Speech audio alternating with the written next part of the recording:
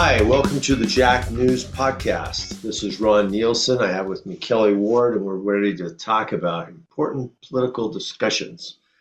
What's the latest, Kelly?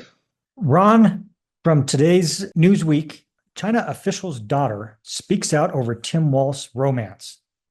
This is good stuff, Ron. When he was in China teaching in 1987, he had a romantic relationship with the daughter of a Chinese Communist Party official. Well, that was a long time ago, Kelly. That was a long time ago. Not sure that it has a lot of relevance today. He wasn't an elected official. Sounds like a lot of political hue about nothing. Except Marco Rubio would disagree with you, Ron. He is calling for an investigation because he has national security concerns. Hmm. Okay, well, let's see what happens. But right now, I was thinking of talking about the latest poll results for president.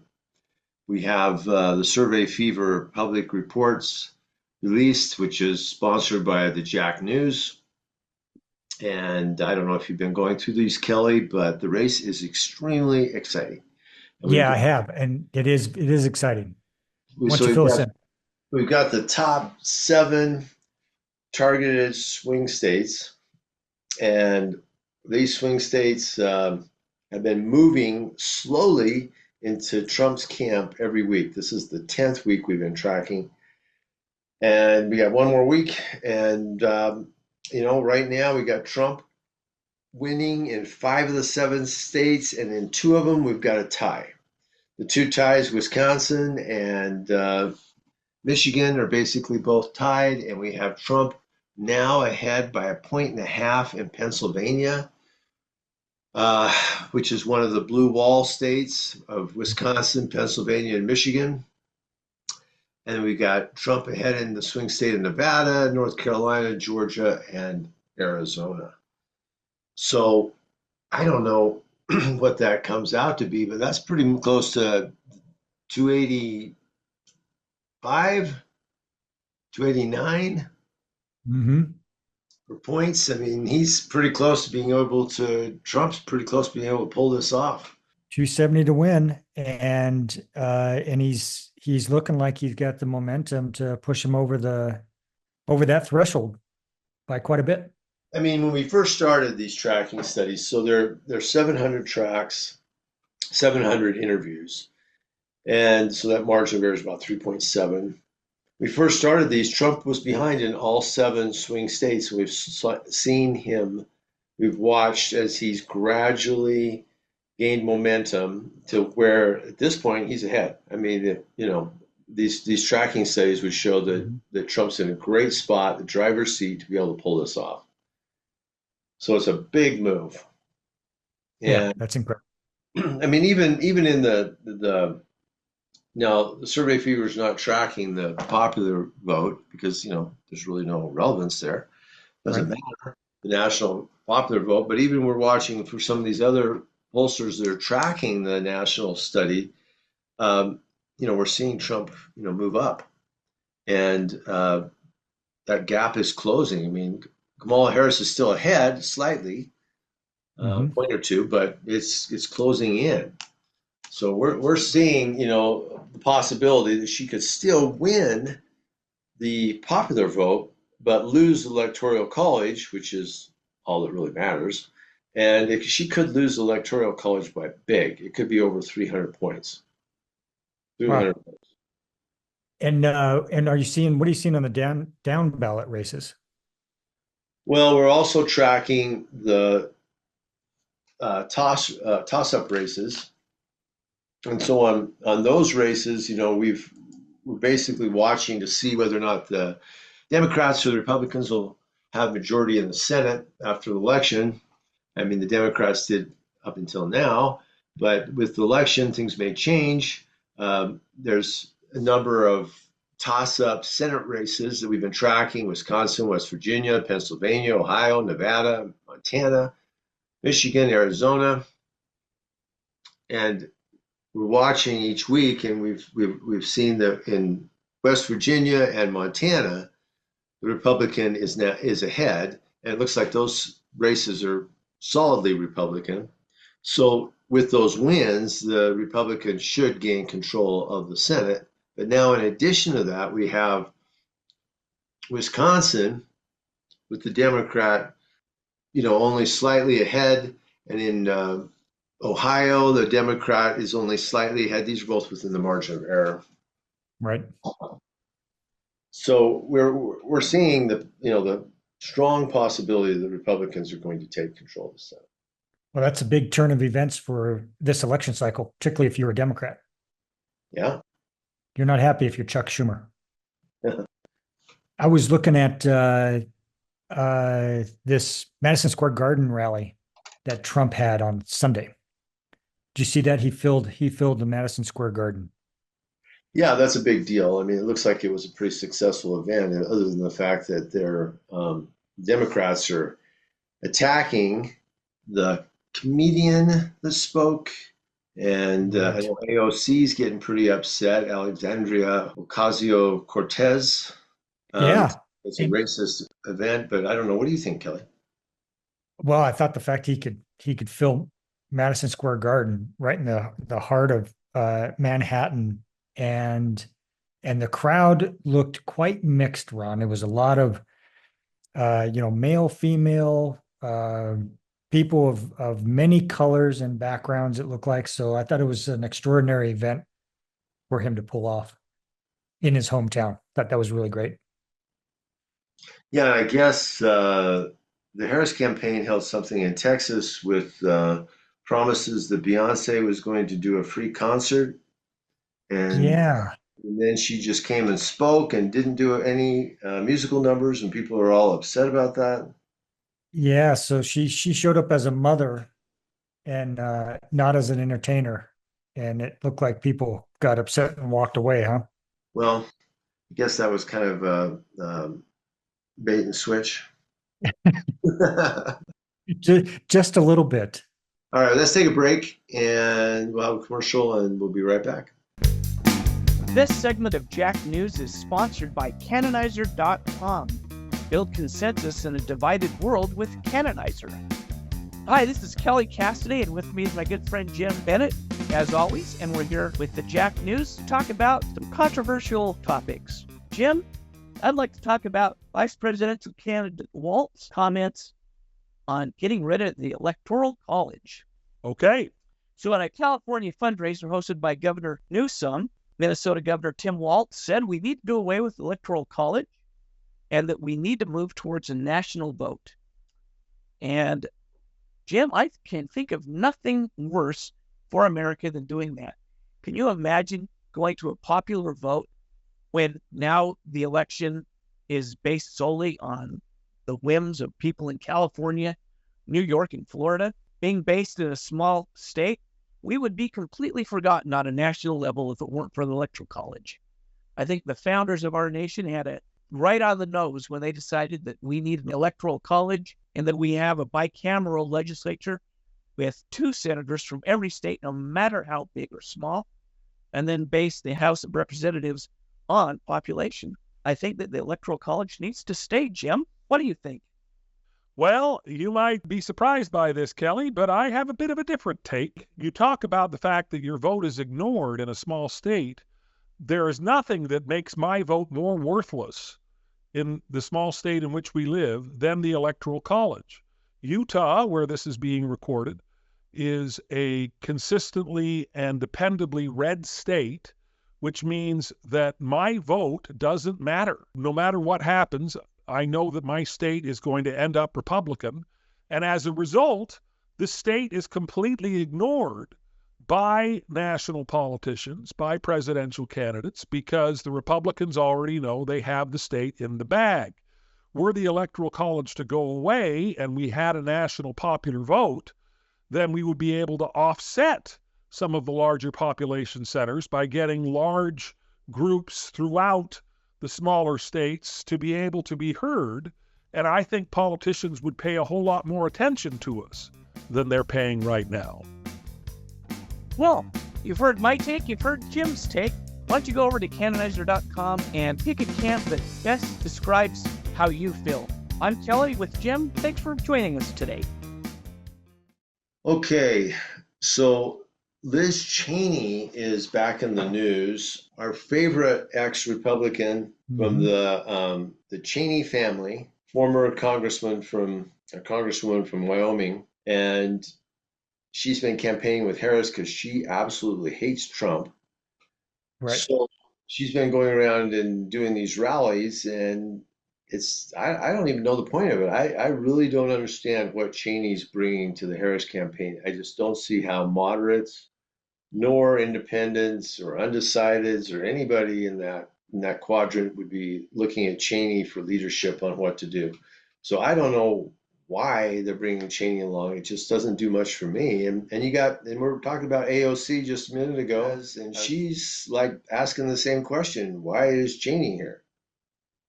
Yeah, I think that was a big miscalculation on the Harris campaign, part of the Harris campaign. Um, the Cheneys just represent the establishment, and I don't think that brings them any favor in where they need to pick up votes.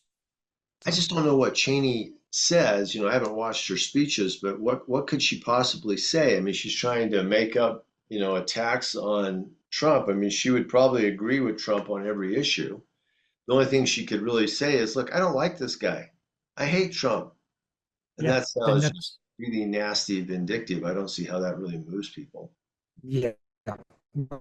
I don't think it moves anybody, and I think it's just we don't like his brand of political speak, and that's it. That's what it comes down to. But she's kind of doing it herself. I mean, she's attacking him nonstop. I mean, there's no question that Trump gets pretty aggressive in his speech, but she's basically attacking him. And, it's the same kind of rhetoric. Maybe she uses a Right. different tone, but it's rhetoric without much substance. And, you know, Cheneys are kind of the complete opposite of both her and her father, Dick Cheney, are kind of the opposite of what the liberal Democratic group is trying to accomplish. That's right. I think that's exactly right. And they're again not a group of people who are going to win favor in the places that the Harris campaign needs to win favor this late in the election. No, Do you and see plus, she they speaking of that, probably she don't even took know who she she is. took Liz Cheney? Yeah, no, they don't even know who Liz Cheney is. Once they find out I think about you're right her, they're about like, "Well, why did she come?" well, she has to remind them of who her father is, and then they don't really, I don't think they really like that too much. But it looked like all this was getting to Kamala. She needed to take a day off. So I read in the news that she took a day off this close to the election. I know that is the most bizarre thing. I mean, who would take a break for a day, just this close to the final election? I mean, you kind of just have to keep going. I guess she must be extremely worn down, or maybe she had to practice a new speech, or her teleprompter wasn't working. I'm not really sure, but she needed to take some time off. Kind of odd. Well, and you look at Trump's schedule, and he's hitting 2 and 3 states in a day, and that's what I remember of all that kind of stuff. This close to the election, that's exactly what you're doing. You're hitting it hard. You're doing interviews on the fly. You're getting in your plane. You're flying to the next state. You can't afford to be lazy this late in the game. Well, I mean, it's probably indicative of how she sees her role, or she's just completely burned out. I don't know.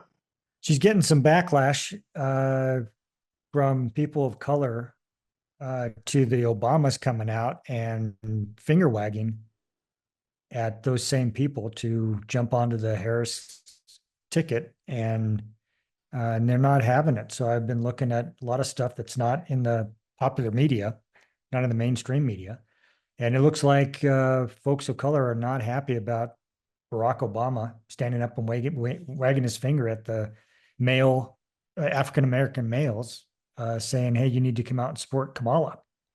And so there's a fair bit of backlash, I think, in that community. And then Don Lemon, went out to the streets of 6 or 7 cities in swing states, speaking specifically to people of color, specifically to African Americans, asking who they're going to support in the presidential election. And the film that I saw, there was overwhelming support for Trump, which just shocked, I think, Don Lemon. I don't think he was prepared for that.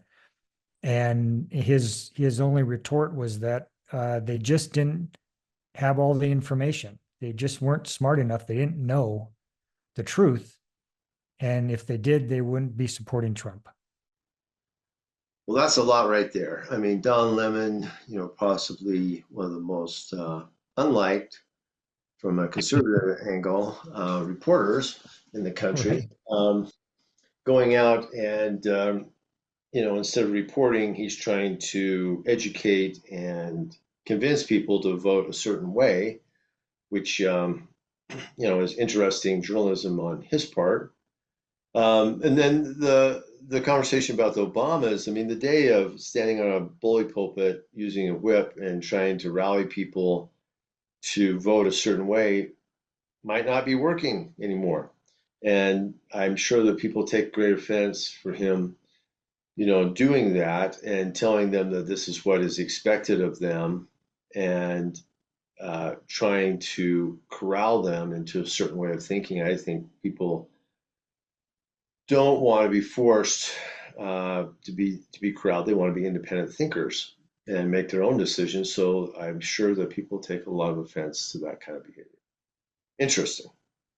Well, on the good news, Kamala has been out soliciting the Jamaican vote with an affectation of a Jamaican accent, and I think that went over really well. The Kamalian is at it again. I don't know what people think when she goes in to speak to them and she changes her accent. I mean, that's almost comical, but I don't know what is she trying to do, I guess. That's just kind of odd. Very, very unbecoming. If I was, viewing this from the outside, I don't think I would be excited by that at all. I also saw that the Washington Post and the LA Times are not going to endorse for president of the United States. What do you think of that, Ron? Well, I think their boss told them that they weren't going to accept the endorsement that the editorial board came up with. So maybe they didn't want to become as political in this cycle, or maybe they didn't like their choice. We don't know exactly all the insides, but if the publisher tells the editorial board that they can't do it, that means they can't do it. That's right. Yeah. I mean, a lot of papers and publications, have become private lately, 501c3s, and that prevents them from being able to come out with an endorsement. So we're seeing a lot less endorsements than we used to 10, 15 years ago. Do you see Bernie Sanders is on the road for Kamala Harris? And he's very concerned about Elon Musk. Well, I got a couple things to say. First of all, Bernie Sanders is a terrible choice for her to have come speak to anybody, because he's so far left. He doesn't play well with moderates or independents or undecideds. And I just don't see that he has a voice that they're going to listen to. So anything he says about the election outside of Vermont is probably not helpful to the Democrats. And second of all, Elon Musk is a major, major coup for the Trump campaign. He's not only put in a bunch of money, but he has a huge following in the undecided, moderate, independent world. And, and he kind of owns this big, huge social media thing called X. So, he's a major, major, major coup and a big help for the campaign. So that was, and the threat about Elon Musk, I guess, is that Elon Musk would control Trump instead of Trump controlling Elon Musk. I guess that's to be seen, but right now that's not what we're seeing. But we are seeing that Musk is helping that campaign tremendously. Well, in that same through that same lens, how do you view that Joe Rogan interview with Trump? Well, I think that was positive. It was right up Trump's alley about this ongoing conversation. He likes to talk and talk and talk. And so that kind of a format works great for him. I think it would have been a disaster if Harris went on the Rogan show because she's scripted. She has to have a teleprompter. She has to have it written out. What is she going to say? What are the questions? Everything prepared. She can't wing it. I mean, it becomes a terrible, terrible speech conundrum. And that's not her way of presenting herself. So if she can't go on a Rogan show, I think it would be completely a bad decision on her part. But hey, I think it worked out well for Trump. Yeah. So I think we're seeing the results of some poor choices by the Harris campaign and some good choices by the Trump campaign. That's good. That's a good way of looking at it. All right, I think we're wrapped up for this episode. Thanks, Kelly. Awesome. Thanks, Ron.